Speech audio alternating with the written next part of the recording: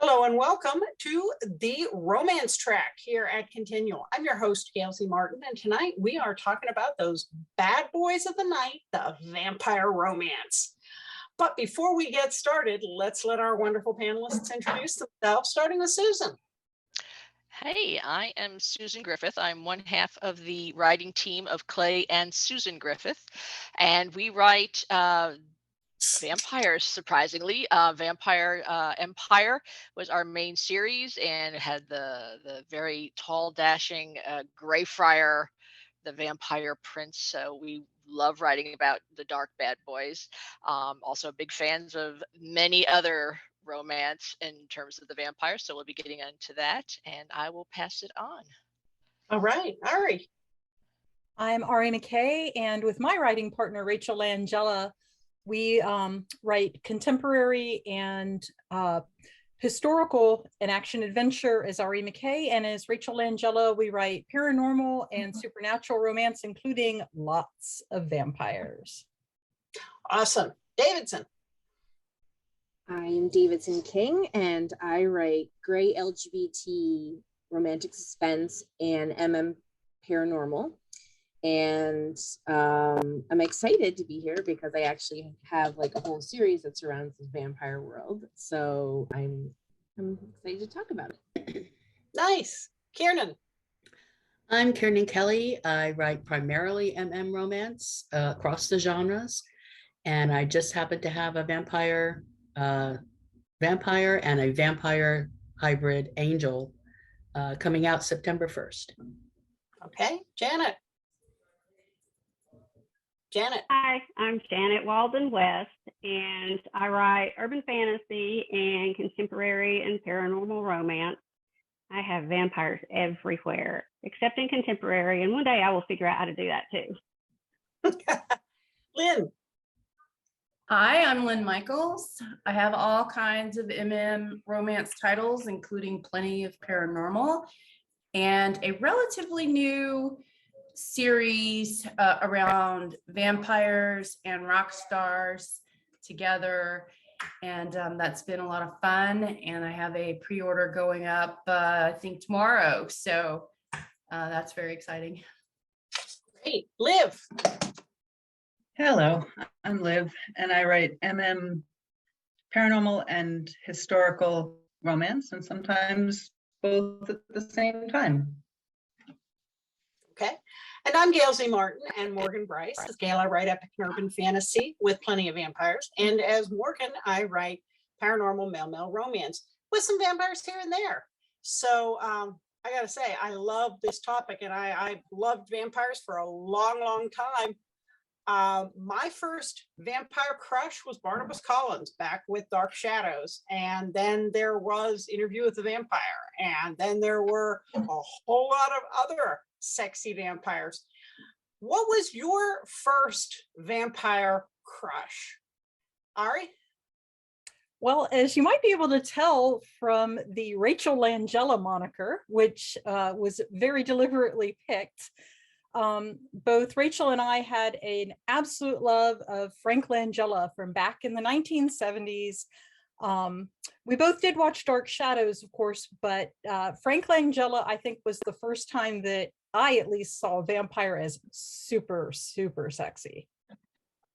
Very true. He was you wouldn't mind being bitten by him. Let's just say that. Davidson.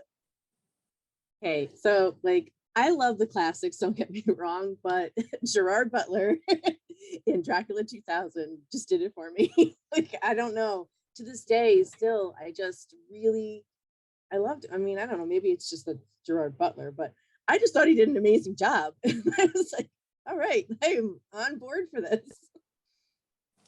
How about you, Kiernan? Oh, I haven't met a vampire I didn't love.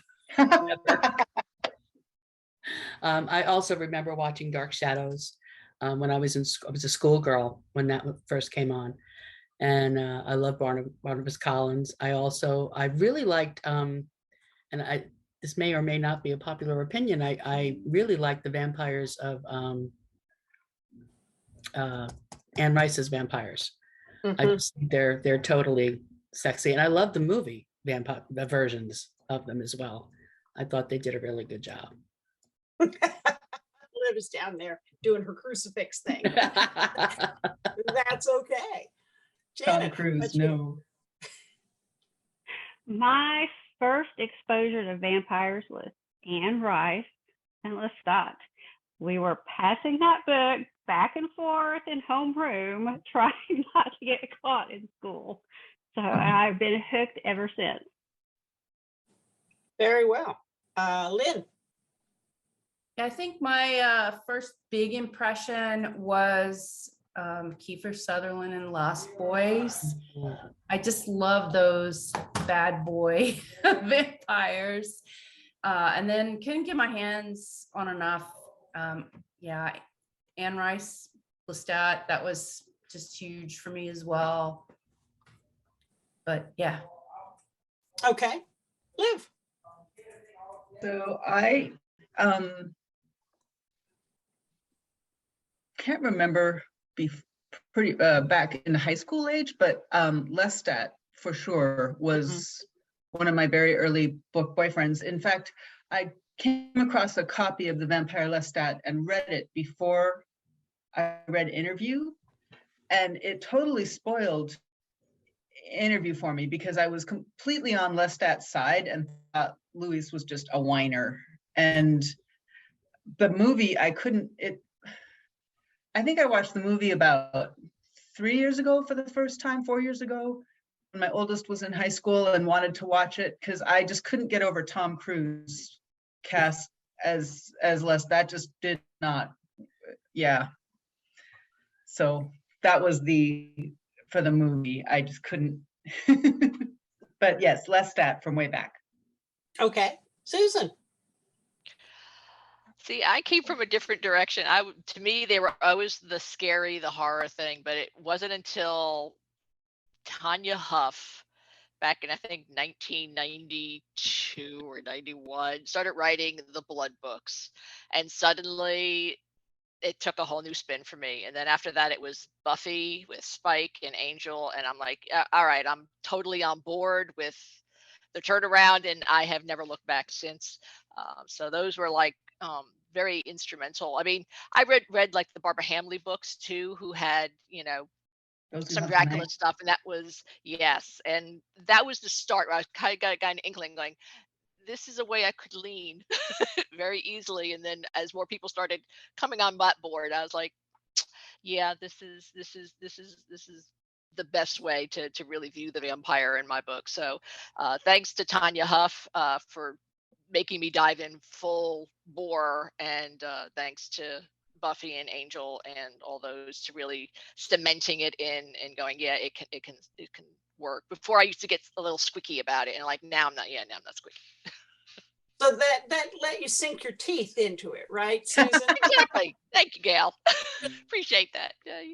I've got to give a shout out also to Nicholas Knight in Forever Night. I mean, the sexiest dead crusader we ever saw. And along with Tanya Huff, one of those first people who wrote about vampires before they really caught on was Karen Taylor and her vampire series. So, they were a little too early for the big wave, but they were definitely headed in that direction. So what is it that makes us love these bad boys of the night? Davidson? So I have a thing for just like the whole anti-hero bad boy thing. No matter how you write it, how you create it, it's just, I don't know. I just, if you knew my life, it would make sense. But anyway, but I gravitate, I don't know, maybe I just understand. But I always felt like the vampire was like on the top of the pyramid of the baddest of bad, because the mystery of the fact that even if they were good at one point in their life, even if they were born like a priest, or, well, maybe that's a very bad example, but maybe if they were born like a giver, and was just like and then they change, and the whole idea of the soul being taken from them, and this struggle of the beast of sorts that they have to like live with, and at the same time as finding their own moral compass. I mean, it's like their whole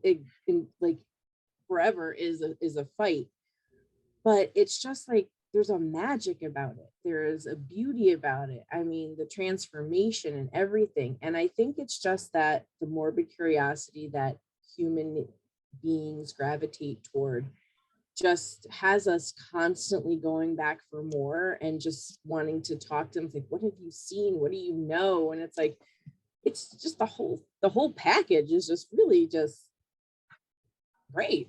I mean, Note to remember, Meredith likes vampires packages. We will remember that. yes, I do. Who does not? I mean, Kiernan, how about you? I think vampires are the face of decadence. I think that they live long enough where they can kind of skim the cream of everything off the top, and they represent the riches and the forbidden fruit, sort of, that people, I think, in some little secret part of their mind always kind of crave. And vampires, being fictional, are safe. So it's a safe way for us to taste that forbidden fruit without actually going out and doing something stupid. But I think that's part of their appeal. Okay. Welcome, Rachel. And when we get to you, we'll let you get caught up on where we are. So thank you for making it. Janet. I think vampires really are the perfect anti-hero. There are so many things that you can do with them that can be just flat out terrifying. They can be disgusting, like, the decaying vampire in Anita Blake, which still have nightmares about that one. Just straight up evil, or my favorite, they are a bad boy, but they are after redemption, even if they won't admit it in the beginning. So there's so much to play with there. How about you, Lynn? Yeah, I'm sitting here thinking, right, as everyone's talking, what is it? And a vampire that's at the top of his game can get away with anything. Right? And he's a monster, but he can still be very sexy, and he uses all those abilities to do what he wants. I mean, even all the way back to Dracula, the very first vampire, right? That we know, that we think of as Dracula. And he, for the most part, till the very end, got away with whatever he wanted to do. They are masters of seduction, and they get what they need. And I think it's very titillating, for lack of a better word. We just love to see that, what this really bad person can do, and it's not really as a monster, it's bad, they're bad, but there's so many different variations now. And now we have good vampires as well as the bad ones, but it still comes right back down to that. If they're at the top of their game and they're using their abilities, then do what they want, do whatever they want. Okay. Liv? Gosh, it's hard to top that. I think they, in the abstract, a character who lives forever and for the most part has sort of superhuman beauty. I think that lets us as readers live out a fantasy that obviously we're not going to get in the real life, and I've often, having written more than one vampire, I've often pondered how, for all that they're, stronger than humans, and, they're also terribly vulnerable. For all of their superpowers, they're vulnerable when there's daylight. And that, I think, gets sort of, I mean, we all know it, but I think that gets sort of overlooked in the fantasy. Which makes the vampire characters to me more interesting, is not only do they have great power, but they have great vulnerability that we all sort of don't pay attention to. Okay. Rachel, please introduce yourself. Tell us who your first vampire crush was. And then this question was, why do we love vampire bad boys? Okay. So I am Rachel Angela. I am Ari's writing partner. My first vampire crush was probably what is known in the horror community as the Disco Dracula, Frank Langella, in the 1970s, which is when we first got up until then with Bela Lugosi and Christopher Lee, Dracula and vampires had been very monstrous and evil. But, you know, here we had a Dracula who was a feminist, and sexy with the open shirt. And and I think this kind of dovetails into answering the question, because that, coupled with Anne Rice, that, you know, there was kind of a confluence. It was like Anne Rice the Interview with the Vampire came out, the Langella Dracula came out, and I remember seeing this and thinking, well, why wouldn't she choose Dracula? Because Jonathan in that film was a jerk, you know. So for a Victorian woman, like, and I think this is the one where they switched it so that it was Lucy rather than Mina.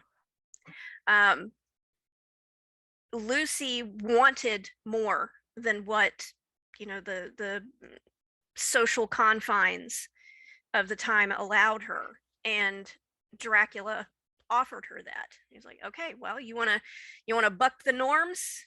Come with me, baby. And I think that's part of the appeal as well. Vampires offer us, and I think especially women, a power fantasy. And even these days, you know, we, especially with everything that's going on right now in the US, having freedom, having bodily autonomy, not being constrained by social and societal expectations is very appealing. And the vampire offers us that. So I think that's why we like them. I can appreciate that. Every time I read the headlines, I want to rip out somebody's throat. So I can really, really identify with that. I love hurt, comfort, and wounded warriors. And to me, that vulnerability we were talking about with vampires goes beyond daylight to an emotional vulnerability, that these are usually men that have been hurt, who have lost things along the way, and just outliving everybody, all of your friends, all of your peers, your family, anybody you fall in love with. You know, if your lovers passed away as quickly as our pets pass away relative to your lifespan, it would be horrible. It's bad enough with the pets, but it goes like that. And so I'm really attracted to that woundedness, and, you know, which can be healed by the love of a good person. And shout out to one more vamp we missed on the way through, which was Eric Northman from the Sookie Stackhouse True Blood, played by Alexander Skarsgård. Susan, how about you? I mean, with the coming in from the Tanya Huff perspective, to me, it was about someone who was actually in history. I mean, I married a historian, so take it from that. But it was that chance to tap into something that was really cool, and that you never would have a chance to talk to a person who lived through history. That was always, because in the Tanya Huff book, I think he was like, he was descendant from royalty. I think he was like the Duke of Richmond or something like that, who was part of, a long lineage. And I could see the appeal of just starting first, just talking, and then you realize there's sex on a plate, and we're going to go from there. And that's basically what it is. I mean, you guys all touched on things that I love: redemption, the hurt comfort aspect, the vulnerability of them, and but to me, it's that discovery that these are beings who have been alive for centuries, if not longer, and the stories they have to tell, the unique viewpoint they have on our lives and what we're dealing with today, and how it measures up to what they've dealt with over the centuries. And they're creatures of decadence, like someone had pointed out. And so these are creatures who are just like, we've seen it all. Everything's what you're telling me is passé. So what is it that we can bring to them is what really kind of excites it. What are we bringing to their table that makes those creatures want to interact with us besides just eat us, which in the terms of vampire romance, it is more than that. And what else can they learn from us that they haven't seen? And if they find that one person where they can tap into, that's the really exciting part. Okay, how about you, Ari? Oh, what's left to say after everybody said that? But I think too that it's very much a yin yang kind of thing. Vampires are everything that we are not. They are, undead. Well, for the most part, in most fiction, can't go out in the daylight. They are creatures of the night. They are, not living. They are, immortal. And it's one of those things where they are also totally free. So I think that just, as humans, it's like, if you look at they're both our antithesis, but also one of our greatest desires, because who doesn't want to be immortal and stay up all day, or stay up all night and, sleep all day? It's just something that really appeals, I think, to us as humans. That's why they're so popular. Okay. So tell us about your vampires, Kiernan.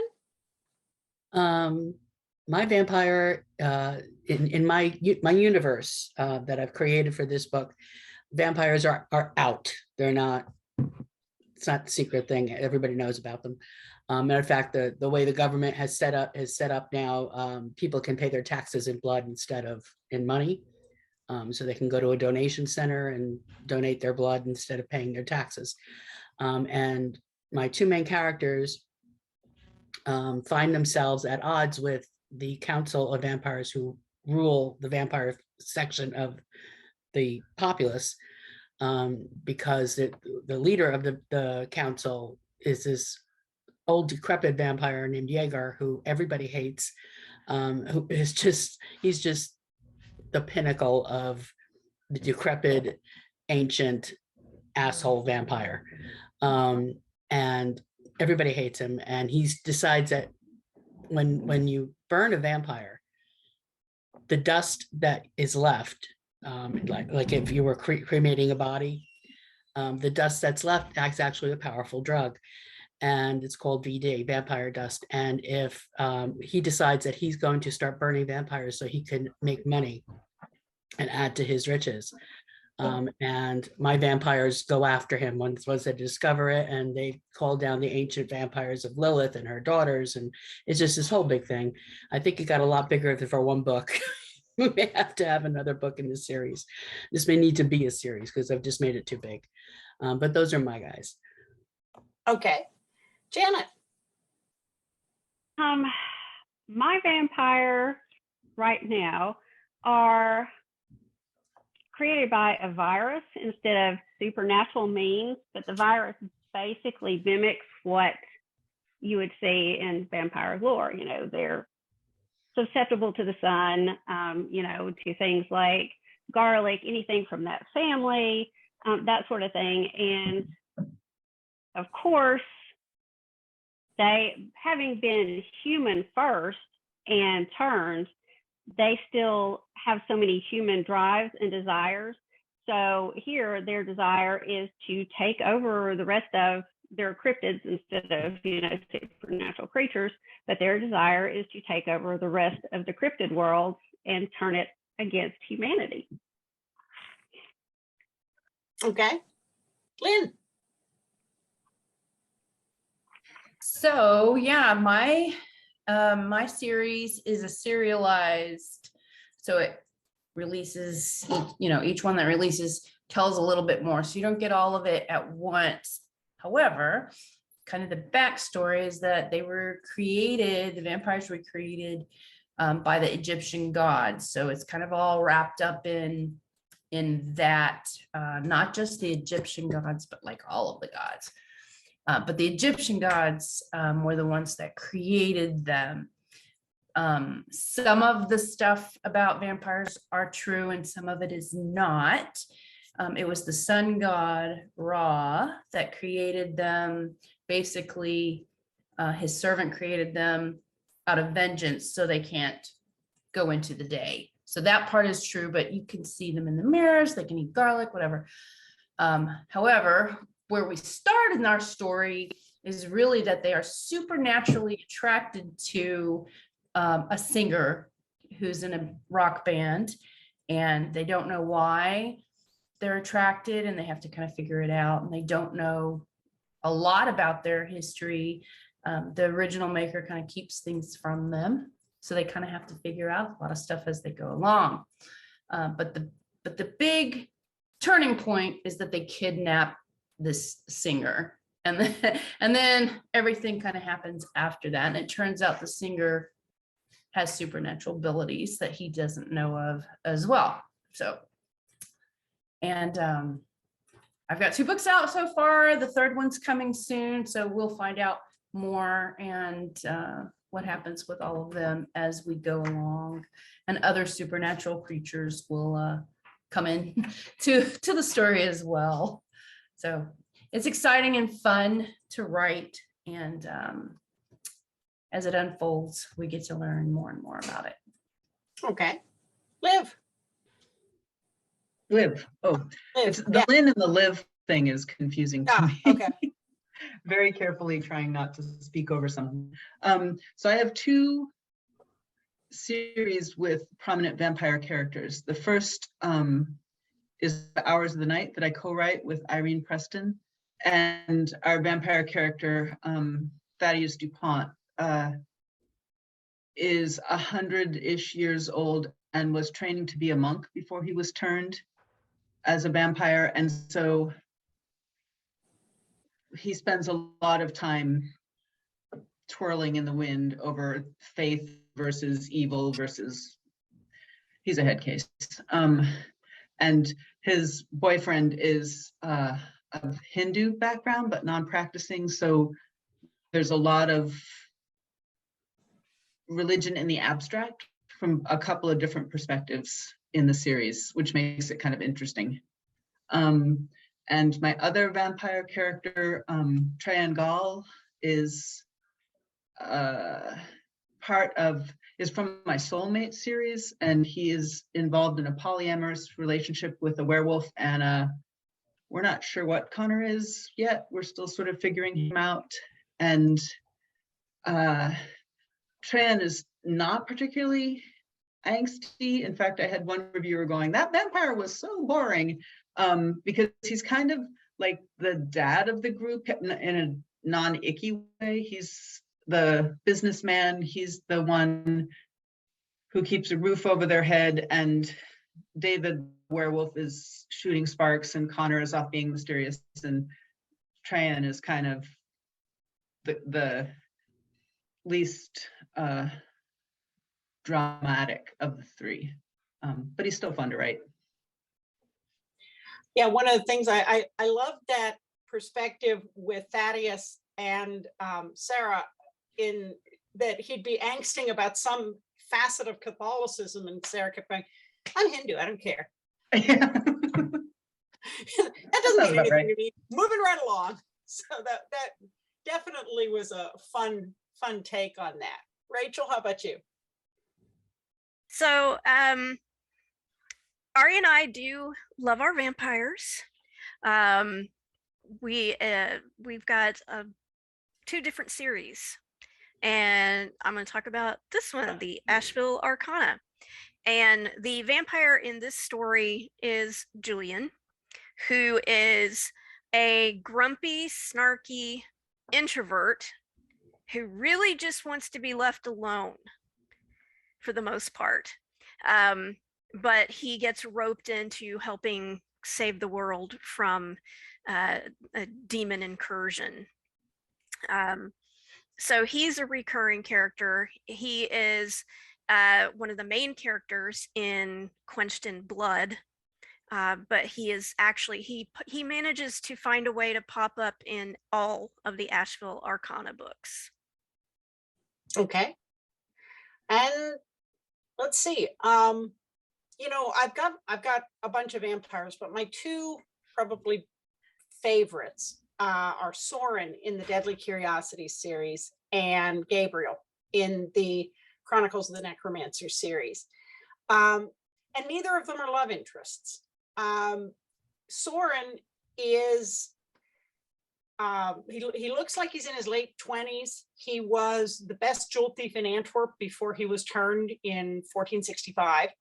And he runs a coalition of mortals and immortals that get dangerous objects out of the wrong hands and protect the world from supernatural threats. And he started all these antique and curio shops around the world to find those dangerous items and take care of them, one of which is Trifles and Folly in Charleston. And the 2 main characters, mortal characters in the series, own and work for that shop.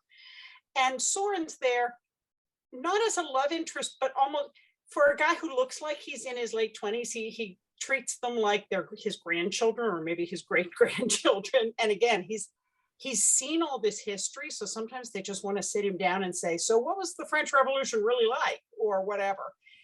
And we do find out why he won't fall in love with a human again when we meet his last love, who is now in her 90s in a nursing home with Alzheimer's. And he pays for her care, and everyone thinks he's her grandson. But when he comes, he can glamour her, and she can relate to him again and be clear-minded when he's there. And of course, it really breaks him every time because he can't keep her that way.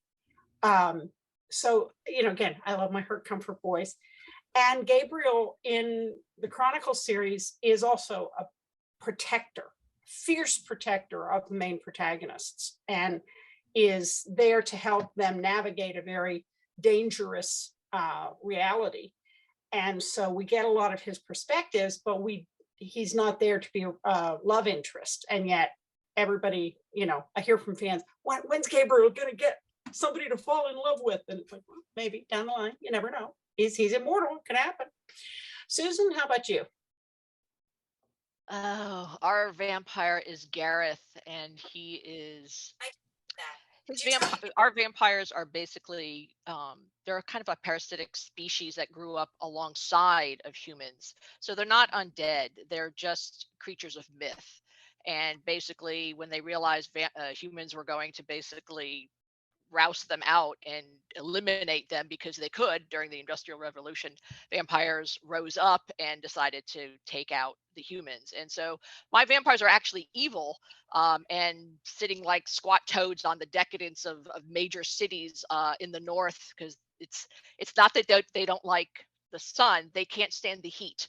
So they force all the humans around the equators, and they live up on the north, but they have all these farms that they live on, human farms, and just, you know, don't make anything, don't do anything, except for Gareth, who has a library of 5 books and becomes fascinated with humans. And he rescues a princess of the human empire, who's she's not really a princess, she's on the cusp of becoming empress, and she winds up dazzling him in ways of just being normal and just being so different than what he ever expected humans to be. And he becomes sort of like a Scarlet Pimpernel, and with the two of them, they smuggle humans out of the monster infested northern territories and bring them down. And the two of them eventually start realizing that they may be able to make a difference in trying to create this new world, or at least put the humans back into a place of power. So ours is a very different kind of relationship, but it's Gareth has got an old soul, and again, he's one of those redemption characters. He's done stuff that he does not like in the past, but he feels this is his way of redeeming himself and trying to help the humans, even though if it was ever found out that he, as the Greyfriar, is actually Gareth, his whole family would kill him and all of them. So we've got some great vampire characters, not all good, not all bad, just like any society. There's different levels, and that's what we like to play with. But he's tall, dark, and very mysterious, and love it when he's got a sword. And, I'm a big fan of the Scarlet Pimpernel. So there you go. Ari? Oh, wow. So I'm going to talk about Blood Bathory, which is that's actually one of the first series that we ever wrote. In fact, the first book of the series, Like the Night, was the very first original book that Rachel and I produced. And the vampires in the universe that's called the Guardians of Gaia universe is they're very different because they're created creatures from humans who were in the process of dying, and Gaia, who is a character in our series, the embodiment of Earth, is actually a sentient being, and she creates vampires to be her guardians at the night, to actually go out and do her missions for her. And the all vampires were good. They were servants of Gaia, just like all shapeshifters were good, because they're the daytime servants. And one of her dark guardians, is what they were called, it becomes the first Nosferatu, the first of the unspeakable ones, because his mate is killed by humans, and he swears vengeance upon all humans, and he creates 3 children, who are Guy de Rais, Elizabeth Bathory, and of course Vlad Tepes. And then those 3 create all the other vampires, the Nosferatu. And there's a big war in the book between the shifters and the vampires, because Thrace, who produced the Nosferatu, went and killed all the good vampires, and Gaia doesn't create anymore, because as fast as she creates the good vampires, Thrace finds a way to murder them. So now all the shifters think that all the vampires are evil. And so it's a whole big war going on in there. And so, but yeah, our vampires are actually semi-scientifically based. So that's kind of different. Okay. Davidson. So my series is Black Veil, and the vampire that centers around is Cain. And one thing that was really exciting to me is when I was writing this was the fact that a couple of things, because vampires are fiction. There's so much you can do with them. You don't have to have them follow that black and white, walk in the sun, crucifix and all that. So I wanted to kind of take my love for like a mafia romance and my love for vampires and kind of mash them together. So I created the Blood Boss, who, it's cute because I kind of love how in the first chapter, there's a quick story about how Earth was dying, and to save the Earth, it was called upon all the creatures, creatures from the stars and the creatures from the depths, to come to Earth and save it. In doing so, they took over Earth. Humans no longer are the number one of anything, but everything was kind of sectioned off. And in Black Veil, it was Kane who runs everything, but everything, human law, vampire law. And, you know, he was a vampire that was created as a punishment for a crime he didn't commit, and basically kind of just gave up, you know, trying to convince anybody. He was what he was, and basically the first of his kind, and created those to be close to him. And no one can just create a vampire. You have to go through him to have for him to accept it. And it's very like, you know, based on, you know, that kind of like a justice to it. But then you have all these other creatures that mingle around the earth. So you have dragons, and you have mermaids, and you have fairies and fae, and you have all of these other creatures that, you know, are troublesome at some points, but also trying to live their own life. So in each book, you have these, there's always a vampire in it, whether it be Kane, or in the second one, Emil, and